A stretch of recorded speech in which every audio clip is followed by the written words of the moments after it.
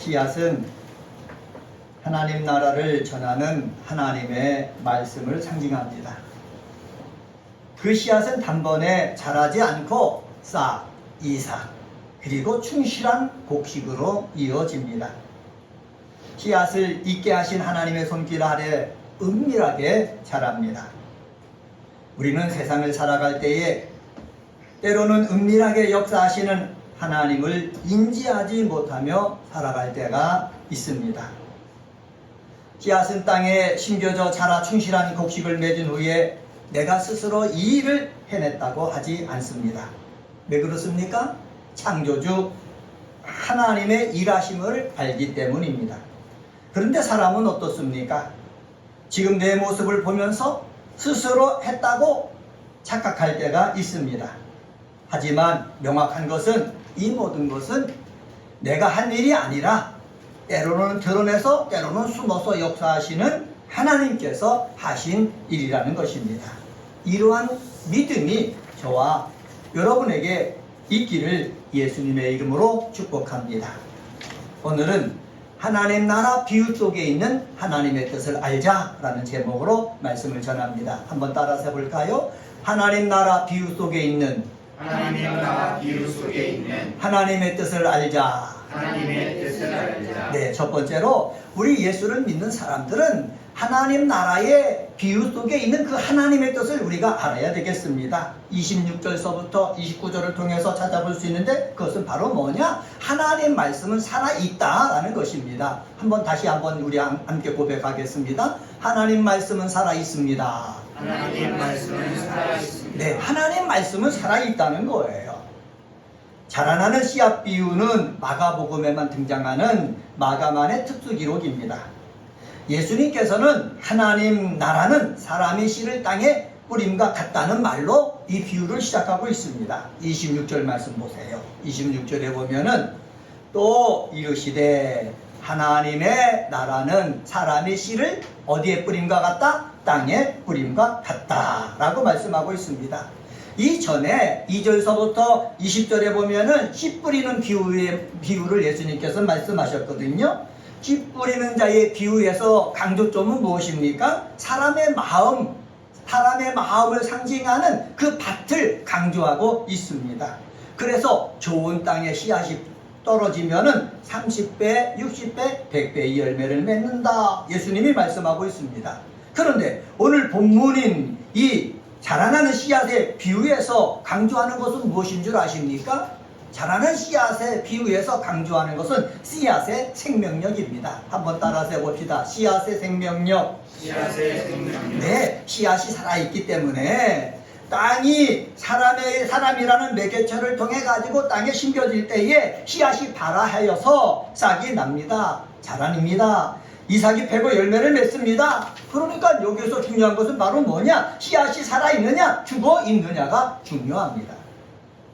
이집트에 피라미드가 있지 않습니까? 피라미드 안에서 벽시를 발견했습니다. 수많은 세월을 보낸 이 벽시가 살아있을까요? 죽었을까요? 그런데 거기에 물을 주고 숙성시켜서 땅에 논에 뿌렸더니 그것이 자라나더라는 거지요. 우리 눈에는 말라서 생명이 없는 것처럼 보이지만은 하나님께서 만들어주신 그 벽시가 수없이 오랜 세월이 지났어도 그 속에는 뭐가 있었다? 생명력이 있었다. 살아 있었다라는 뜻입니다. 성도 여러분, 우리 눈에는 살아있는 것이 보이지 않아도 씨앗은 어떻게 있다? 살아있다. 생명력이 있다는 거예요. 제 처가가 충남 홍성입니다. 홍성에 가을에 추수 때가 지나서 가보면은 처마 밑에 옥수수가 이렇게 주렁주렁 달려있는 것을 볼 수가 있어요. 옥수수가 말랐거든요. 왜 달아났나 그랬더니 내년에 옥수수를 씨앗으로 심으려고 달아났다는 거예요. 우리 눈에는 말라서 죽은 것처럼 느껴지지만은 그 옥수수, 말라뱉는 옥수수 아래는 한 알에는 뭐가 있다? 생명력이 있다라는 사실입니다.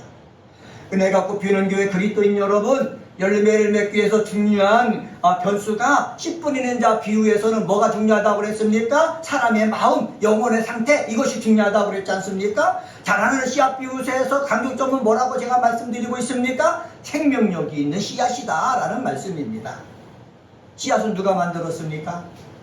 누가 배후에서 역사하고 계십니까? 창조주 하나님이십니다. 그리고 씨앗을 뿌리는 사람입니다. 그러므로 열매를 맺고 하나님 나라가 확장되기 위해서 사람인 우리가 있어야 하고, 그리고 그 씨앗의 배후에서 일하시는 하나님이 계셔야 가능하다는 사실을 알 수가 있습니다. 여기서 우리가 주목해야 될 것이 있습니다. 그것은 바로 무엇입니까? 씨앗이 자라는 모습을 씨를 뿌린 농부는 알지 못한다는 거예요. 27절 말씀 보세요. 27절에 보면은 그가 밤낮 자고 깨고 하는 중에 씨가 나서 자라되 어떻게 그리 되는지 뭐하지 못한다? 알지 못한다. 여기 밤낮이라는 말이 있지 않습니까? 이것은 시간이 흘러가는 것에 따라 라는 뜻이 있습니다. 생명력이 있는 씨앗은 시간이 흘러가는 데 따라서 우리 눈으로는 볼 수 없지만은 뭐가 난다? 씨가 자란다 라는 사실입니다.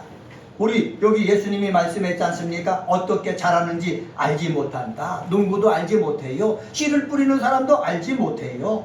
여러분, 씨앗의 생명력의 근원이 어디서부터 오는지, 어떻게 발생하는지 우리는 감각적으로, 지식적으로 어떻게 알 수가 없는 거예요. 그리고 언제 이 싹이 배고 또 열매를 맺는지에 대해서 우리는 알지 못하는 거예요. 근데 분명한 것은 무엇입니까? 씨앗이 살아있으면은 언젠가는 때가 되면은 뭐가 맺는다? 열매가 맺는다, 곡식이 맺힌다라는 말씀입니다. 이 씨앗은 뭘 가르칩니까? 하나님 말씀을 가리키는 거예요. 하나님의 말씀이 우리 심장 속에 떨어지지 않습니까? 그러면은 이 말씀이 어떻게 해요? 살아있다는 거지요. 생명력이 있다는 거지요. 그래서 우리 눈에는 이 말씀이 자라는 것 같은 그러한 느낌이 없을지는 모르지만은 하나님 보실 때는 하나님의 계획 속에는, 하나님의 섭리 속에는 말씀의 씨앗이 심겨진 마음 속에서, 영혼 속에서 어떻게 하고 있다? 자라고 있다라는 사실입니다. 그래서 우리는 이것을 가지고 어떻게 해요? 하나님 말씀을 들여보아야 되는 거예요. 주일날에도요, 내가 듣고서 잊어버리고 또 듣고서 잊어버릴지는 모르지만은 그 말씀을 듣기 위해서 귀를 열고 마음을 열고 그리고 눈을 열고 성경을 보고, 그럴 때에 나도 모르는 사이에 어떻게 하게 된다? 자라게 되어진다 라는 사실입니다. 저희 외갓집이 충청도 청주 용운동에 있었습니다. 제가 대학교 다닐 때 방학 때 거기에 가면은 거기서는 두부 공장이랑 콩나물 공장을 했어요. 가다 보면 일을 도와줄 때가 있거든요. 두부도 콩으로 만들고 콩나물도 콩으로 만들어요. 그래서 마른 콩을 가져다가 콩나물을 만들려면 어떻게 합니까? 물에다 씻어요. 씻어놓고 통에다가 넣어둬요. 그리고 천으로 덮어둡니다. 그리고 시간을 줘갖고 계속해서 물을 주는 거예요. 물을 줘가지고 하루 지나고 이틀 지나고 3일 지나고, 그래서 알맞게 자라면은 그 콩나물 갖다가 파는 일을 제가 해본 적이 있거든요. 여러분, 물을 줄 때는요, 콩나물이 자라는 것 같지가 않아요. 그대로 있는 것 같아요. 어떻게 콩나물을 자랄 수가 있는가? 물을 주면은 물이 그대로 쑥쑥 다 빠져버리는데, 근데 시간이 되니까는 콩나물이 자라있더라고요. 상품성이 있는 콩나물이 되더라고요.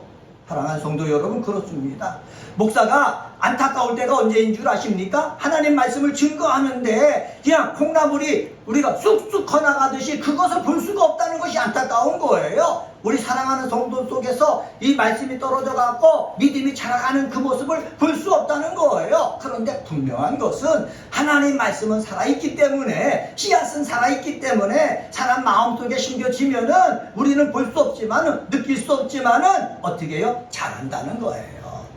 언제까지? 하나님의 시간대까지 자란다라는 사실입니다.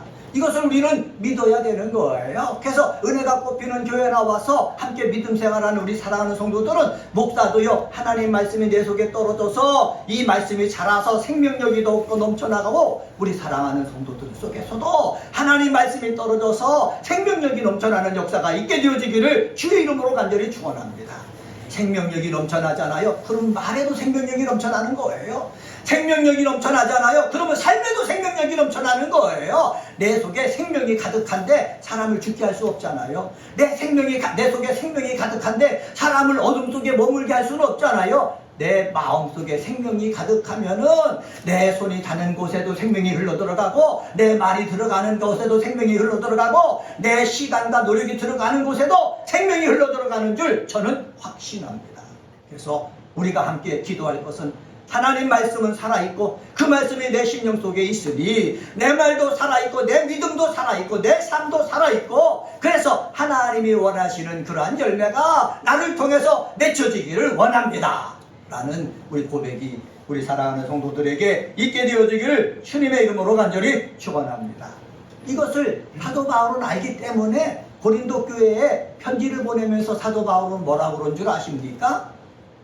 나는 심었고 아볼로는 물을 주었지만은 오직 그 씨앗을 자라나게 하시는 분은 누구다? 하나님이다 라고 고백을 한 거예요. 하나님이 역사하신다는 거예요. 여러분 우리 사도 바울 아볼로도 열심히 다 일하죠. 그러나 눈에 보이지 아니하는 하나님이 역사하셔가지고 그 씨앗을 뭐하게 한다? 자라게 한다라는 사실입니다. 성도 여러분 마찬가지예요. 내 속에서 하나님 말씀이 임할 때에 내 속에서 이 하나님 말씀이 살아서 역사하면은 누가 이것을 자라게 하신다고요? 하나님이 자라게 하시는 거예요. 그래서 하나님이 역사하실 때에 하나님의 말씀이 내 속에 살아있고 그리고 살아있는 그 말씀을 통해서 하나님의 일들이 이루어진다는 사실을 기억하는 저와 여러분이 되시기를 주의 이름으로 간절히 축원합니다. 나는 부족하고 연약하고 무능력해도 하나님이 역사하시고 하나님 말씀이 내 속에 살아있으면은 하나님의 뜻을 이루게 되어진다라는 사실 여러분 확신하시기를 주님의 이름으로 간절히 축원합니다. 두 번째로요. 30절서부터 32절을 통해서 찾아볼 수 있는데 그것은 바로 뭐냐? 하나님 말씀은 유익하다라는 것입니다. 한번 따라서 해봅시다. 하나님 말씀은 유익하게 합니다. 유익하게 합니다. 네, 하나님 말씀은 어떻게 하게 한다고요? 유익하게 한다라는 사실입니다. 먼저 30절서부터 32절은 하나님 나라에 대해서 알려주시는 겨자씨 비유에 대한 기록입니다. 마가는 겨자씨 비유만을 기록했는데 마태나 누가는 여기에 누룩 비유를 함께 기록했습니다. 겨자씨 비유나 누룩 비유는 다 같이 하나님 나라의 확장 또는 성장을 강조하는 비유입니다. 누룩 비유는 하나님 나라의 내적 성장을 강조하고 있고 그리고 겨자씨 비유는 하나님 나라의 외적 성장을 강조하고 있습니다. 하나님 나라는 내적으로도 성장해야 되고 외적으로도 성장해야 된다는 거예요. 이 하나님 나라를 우리 은혜가 꼽히는 교회 아니면 여러분 개개인을 가지고 우리가 빗대서 얘기한다면 우리는 내적으로도 성장하고 외적으로도 성장해야 되는 거예요. 저는 이것을 위해서 기도하고 있어요. 지금은 우리 가족끼리 모여서 내적으로 성장하는데 지금 애쓰고 있지만은 때가 되면은 외적으로도 성장하도록 하나님이 역사해 주실 줄 믿습니다. 왜? 선포되는 하나님 말씀은 살아있기 때문에 선포되는 하나님의 말씀을 통해서 하나님께서 역사해 주시기 때문에 하나님께서는 어떻게 해요? 성장케 하시고 성장한 다음에는 어떻게 하신다? 유익하게 역사해 주신다라는 사실입니다. 31절 말씀 한번 함께 읽겠습니다. 31절입니다. 시작. 겨자씨 한 알과 같으니 땅에 심길 때에는 땅 위의 모든 씨보다 작은 것이로되. 여기 보면은 하나님 나라는 겨자씨 한 알과 같다 하시면서 땅에 심길 때는 땅 위에 있는 모든 씨보다 어떻게 하다고 그랬습니까? 작다 그랬습니다. 여러분 겨자씨 보셨습니까? 제가 이전에 성지순례 갔다 왔을 때에 성도들한테 무엇을 줄까 고민하다가 조그만 씨앗을 갖다가 가지고 와서 성도들한테 준 적이 있어요. 눈에 보일까 말까 하는 씨, 그게 겨자씨예요. 근데 이 씨보다 더 작은 씨앗이 있다고 그래요. 그런데 겨자씨는 씨보다, 우리 눈으로 볼 수 있는 씨보다 어떻게 같다고 그랬습니까? 작다라고 말씀하고 있습니다. 겨자씨 한 알, 이것은 귀한 씨입니까? 아니에요. 그냥 흔한 씨앗입니다. 보잘것없는 씨앗입니다. 경제적으로 가치가 없는 것처럼 없는 흔한 씨앗입니다. 그런데 이것이 땅에 심기잖아요. 심길 때는요 잘 안 나는 거예요. 자라가지고 어떡합니까? 가지가 퍼지고요 새들이 와서 쉴 수 있게 된다는 거예요. 그렇게 되면은 겨자씨가 심겨져서 눈으로만 간신히 볼 수 있는 씨앗이 심겨져 가지고 꽃이 피어 가지고 먼저 자기들의 종족 번식을 위해 가지고 씨를 퍼뜨리지 않습니까? 자기 자신의 자기 자신을 유익하게 한다는 거예요. 겨자씨가 심겨서 자라면은 누구 자신을 유익한다? 겨자나무 자신을 유익하게 하는 거예요. 마찬가지입니다. 우리들도요 하나님 말씀이 우리 속에 살아서 심겨지잖아요. 그러면 이것이 성장합니다. 성장하면 누구를 유익하게 만듭니까? 나를 유익하게 만드는 거예요. 우리가 하나님의 말씀을 통해 가지고 바르게 하고 의로 교육하고 그리고 선한 일을 행한 능력을 갖추게 하면은 온전한 하나님의 사람이 되는 거예요. 하나님 말씀이 내 속에 들어가면 누구를 유익하게 한다? 나를 유익하게 한다 라는 사실입니다. 한번 따라서 해봅시다. 하나님 말씀이 내 속에 들어가면은 나를 유익하게 합니다.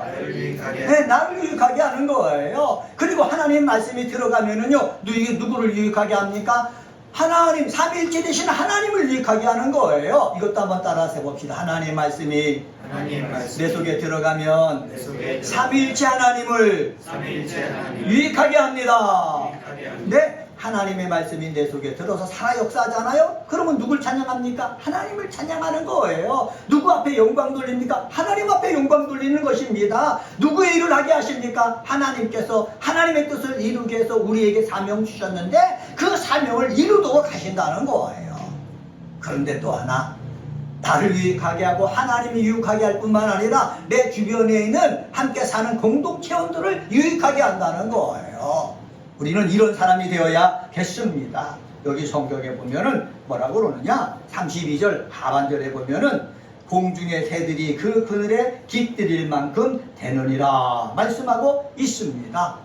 심긴 후에는 자라서 모든 풀보다 커지고 큰 가지를 내니까는 공중의 새들이 그 그늘에 깃들일 만큼 된다는 거예요. 여러분, 공중에 새가 있어요.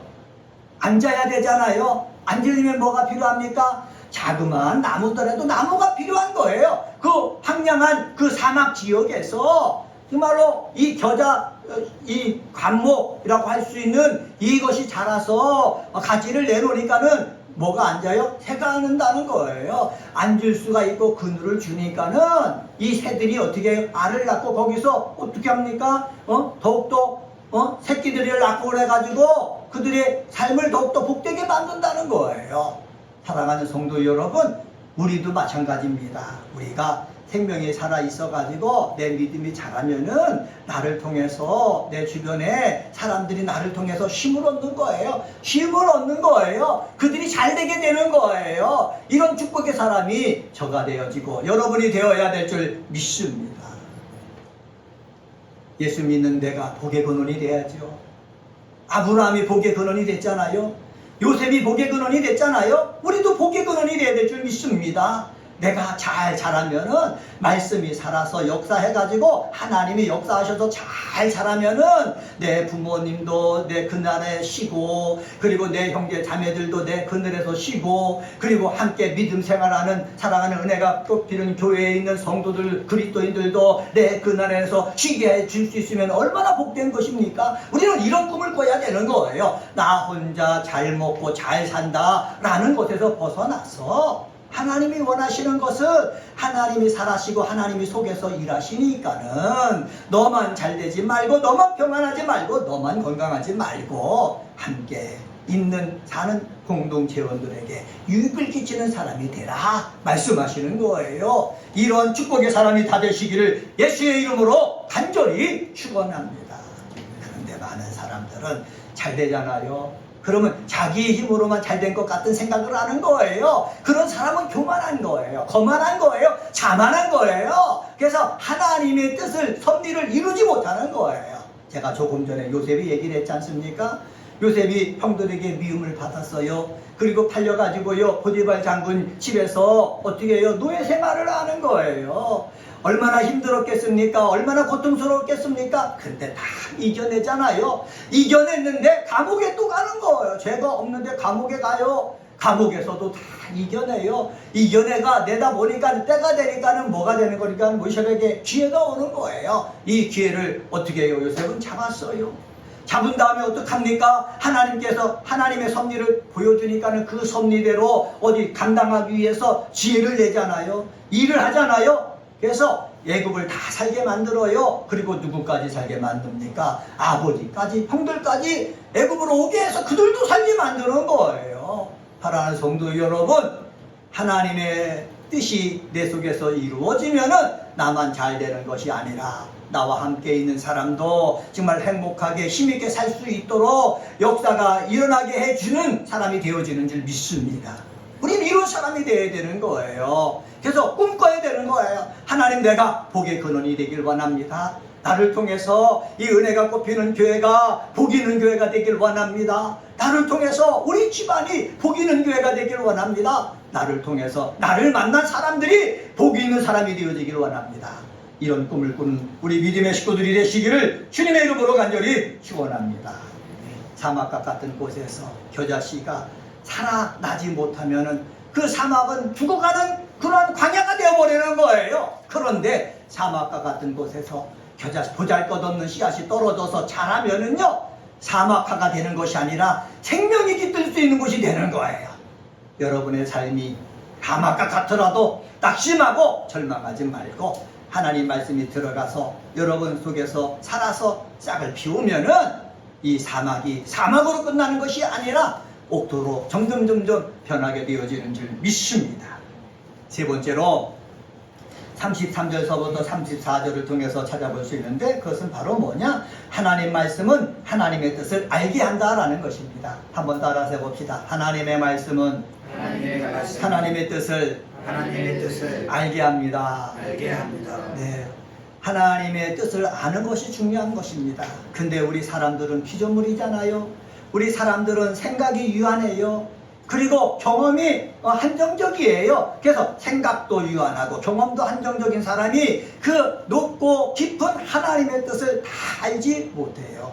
하나님의 뜻을 어떻게 알 수가 있습니까? 우리는 하나님 앞에 나와서 기도합니다. 그리고 하나님의 말씀을 듣습니다. 기도하면서 하나님의 말씀을 들으면서 하나님의 뜻을 우리는 깨달아서 하나님의 섭리를 알 수가 있는 거예요. 교회에 나와도 기도하고 말씀을 들을 때에 하나님의 섭리를 알지 못하면은 하나님의 뜻도 알지 못하고 이 세상에 믿는 자나 믿지 않는 자나 똑같이 삶을 살게 되는 거예요. 저는 이런 불행이 은혜가 꼽히는 교회에서는 없게 되어지기를 간절히 소망합니다. 와서 문제가 있단 말이죠. 기도하는 제목이 있단 말이죠. 그 제목 갖고 기도하고 말씀을 듣고 찬양하고 그럴 때에 하나님의 섭리를 알게 되고, 하나님의 섭리를 알게 되면은 어떤 어려움이든지 이겨낼 수 있는 그 힘이 내 속에 역사하시는 성령을 통해서 내 속에 심겨진 그 말씀의 능력을 통해서 생겨나게 되어진다라는 사실입니다. 그런데 이 하나님의 뜻을 사람들이 쉽게 압니까? 쉽게 알지 못해요. 여러분, 성경에 예수님 말씀, 하나님 말씀이 기록되어 있지 않습니까? 근데 이 말씀을 읽으면서 여러분 하나님의 섭리, 하나님의 뜻을 찾아낼 수 있습니까? 찾기 힘든 거예요. 예수님 당시에 예수님께서 하나님 나라를 가르치기 위해서 비유로 말씀하셨어요. 그리고 예수님 당시에 사람들이 있는 앞에서 하나님 말씀을 가르쳐 주셨어요. 근데 사람들은 느끼는 느낌이 뭐냐? 예수의 말씀은 서기관과 바리새인과 같지 않고 권위가 있다, 힘이 있다, 이것만 느낀 거예요. 예수의 말씀이 하나님의 뜻이다, 하나님의 말씀이다, 하나님의 섭리다 라고 여겨지면 되는데 그냥 서기관과 바리새인과 다르다라고 정도만 생각한 거예요. 예수님께서 하나님 나라에 대해서 비유를 통해서 설명하시잖아요. 그런데 설명하셨는데 33절 하반절에 보면은 뭐라고 말씀합니까? 거기 보면 이렇습니다. 예수께서 이러한 많은 비유로 그들이 알아들을 수 있는 대로 말씀을 뭐했다? 가르쳤다. 예수님이 말씀을 하실 때 그들이 알아들을 수 있게끔 가르쳤다는 거예요. 알아들을 수 있게끔 가르치기 위해서 씨 뿌리는 비유도 하시고, 그 다음에 오늘 여기 자라나는 씨앗 비유도 하시고, 그리고 겨자씨 비유도 하신 거예요. 예수님이 주로 활동하던 지역이 어디입니까? 갈릴리 지역이에요. 갈릴리 지역에는 어부들이 있죠. 농부들이 있는 거예요. 그러면 그들 일반 사람들은 이 말씀을 들으면서 비유를 들으면서 쉽게 이해할 수가 있다는 거죠. 쉽게 이해하게 말씀을 전했으면은 사람들이 그 비유를 통해서 하나님의 뜻을 아는 거 정상 아닙니까? 그런데 하나님의 뜻을 알지 못하더라는 거예요. 그것을 어디서 알 수 있습니까? 이 제자들이 홀로 있을 때에 제자들이 예수님 앞에 나와서 그렇습니다. 그 비유의 내용을 더 자세히 좀 설명해 주십시오. 예수님한테 제자들이 부탁을 했거든요. 그러니까 들었어도 예수님이 이해하기 쉽게 말씀을 전했어도 그 말씀에 담겨져 있는 그 속뜻을 제자들은 온전히 알지 못했다라는 것을 우리는 알 수가 있습니다. 여러분은 어떻습니까? 제가 오늘도 하나님 말씀을 우리가 같이 읽고 오늘 설교합니다. 설교하는데 제가 이해한 그 말씀을 가지고 증거될 때 여러분 다 이해가 됩니까? 아멘이 됩니까? 이해되는 것도 있고 이해되지 않는 것이 있는 거예요. 믿어지는 것도 있고 믿어지지 않는 것이 있는 거예요. 그렇기 때문에 우리는 이해되지 않는 것이 있다면은 하나님 아버지 말씀을 들었는데 이 말씀이 도대체 무슨 뜻인지 내가 이해되지 않습니다. 이해될 수 있게 도와주시옵소서. 이해가 돼야 하나님의 뜻을 알 수가 있지. 이해가 안 되면 하나님의 뜻을 알지 못하고 누구 뜻대로 생각하고 행동합니까? 내 뜻대로 생각하고 행동을 하는 거예요. 자, 예수님이 십자가를 지기 위해서 예루살렘 성에 입성하셨잖아요. 그리고요 겟세마네 동산에서 베드로와 요한과 야고보를 데리고 기도하러 가셨어요. 기도하러 가신 목적은 무엇입니까? 예수님에게는 하나님의 뜻이 무엇인지 아는 것들 이해가 됐어요. 그래서 예수님은 내가 이 밤이 지나면은 이 밤이 되면은 잡히셔가지고 십자가에 달려서 죽어야만 하나님의 뜻을 이룰 수 있다. 예수님이 이걸 아신 거예요. 근데 제자들은 이 뜻을 알았습니까? 모르는 거예요. 모르니까는 예수님에게 잡히시면 안 됩니다. 내가 저들과 싸워서 우리가 예수님을 지키겠습니다. 이렇게 얘기를 하는 거예요. 여러분, 우리가 하나님의 뜻을 내가 바로 알아야만, 하나님의 섭리를 바로 알아야만 하나님이 이 영광되는 그 일을 할 수가 있다라는 것이에요. 그런데 이렇게 하나님의 섭리, 하나님의 뜻을 이루려고 하는 그 말씀, 이 말씀을 쉽게 이해가 되느냐는 말이에요. 되지 않는 거거든요. 그렇기 때문에 우리는 하나님 앞에 기도해야 되는 거예요. 하나님, 내 삶 속에 이런 일이 있는데 이러한 일을 어떻게 이겨내야 되겠습니까?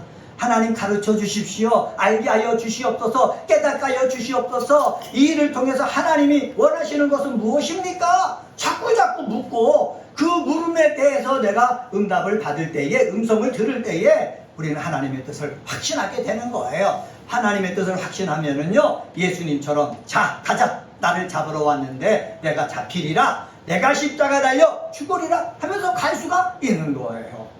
사랑하는 성도 여러분, 하나님 말씀은요, 하나님의 뜻을 알게 하는 데 있어요. 그런데 하나님의 말씀을 내가 읽고 듣는데도 하나님의 뜻을 모르잖아요? 어떻게 해야 된다고 그랬습니까? 기도해야 되는 거예요. 하나님의 뜻을 알기를 원합니다. 하나님 앞에 늘 물어야 되는 거예요. 하나님의 뜻을 알게 되면은 예수님처럼 감당할 수가 있는 거예요.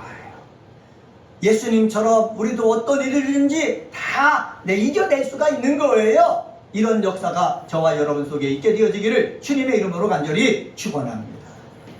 우리가 오늘 매일 성경 묵상 말씀을 봤는데 사도행전도 그래요.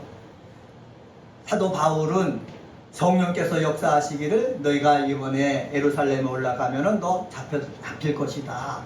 그것을 누구에게 알려주셨습니까? 사도 바울에게 알려주셨어요. 사도 바울이 예루살렘에 올라가는데 두로에 있을 때에 아가보라는 그러한 선지자가 오고, 그리고 가이사라에 갔을 때 빌립지사의 딸들이 있는데 이 딸들은 예언하는 딸들이거든요. 이 아가보라는 선지자와 예언하는 딸들이 그곳에 가면은 당신은 묶여서 체포돼 가지고 죽을 것입니다. 예언을 해주는 거예요. 이 예언을 듣고 바울이 어떡합니까? 그러면 나는 안 가야 되겠네. 그러지 않았어요. 나도 성령을 통해서 하나님의 뜻을 안다. 그런데 내가 가야 된다는 거예요. 가야지만은 어떻게 해요? 로마에 복음을 전할 수 있기 때문이다 라면서 사도 바울은 그 길을 감내하면서 갔다는 거예요. 왜 그렇습니까? 하나님의 진실한 뜻을 알았기 때문에 그렇습니다. 근데 여러분, 목사도요, 하나님의 말씀을 통해서 하나님의 뜻을 알아야지 바르게 판단하고 바르게 갈 수가 있는 거예요. 여러분들도 마찬가지입니다. 하나님 말씀을 그냥 읽는 것으로, 듣는 것으로만 끝내지 말고 그 속에 담겨있는 여러분을 향한, 여러분의 미래를 향한 하나님의 뜻을 발견하게 되어지기를 예수님의 이름으로 간절히 축원합니다. 하나님의 뜻을 발견하면 미래가 보이는 거예요. 소망이 보이는 거예요. 하나님의 인도하심을 느낄 수가 있는 거예요. 여호와의 일에 임마누엘, 여호와의 니시라는 그 고백이 저와 여러분 속에 나올 수 있는 것입니다.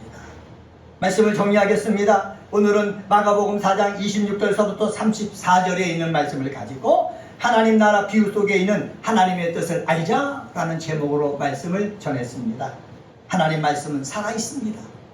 하나님의 말씀은 유익하게 합니다. 하나님의 말씀은 하나님의 뜻을 알게 합니다. 살아있는 하나님의 말씀이 저와 또 삼위일체 되신 하나님과 우리 공동체를 유익하게 하고 하나님의 뜻을 이루게 하는 그 역사가 저와 여러분 속에 꼭 있게 되어지기를 예수님의 이름으로 간절히 축원합니다. 기도하시겠습니다.